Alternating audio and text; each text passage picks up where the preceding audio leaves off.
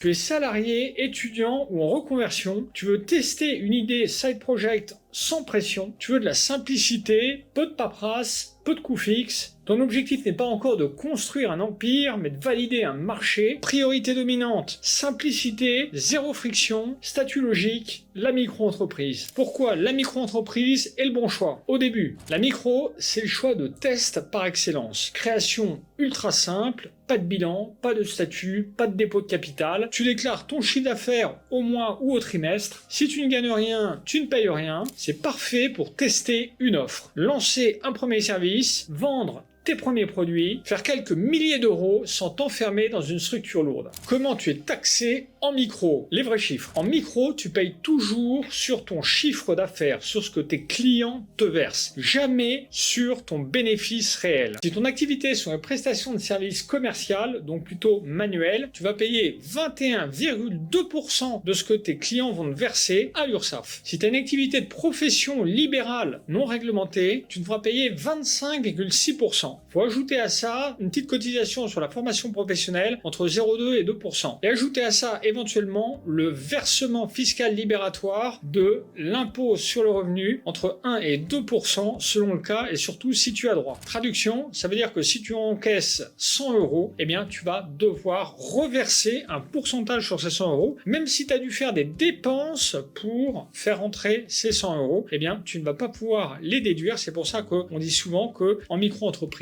on paye les cotisations URSSAF sur ses dépenses. Voilà, donc ça fait particulièrement mal, surtout si tu as des dépenses professionnelles. Les plafonds à ne pas dépasser.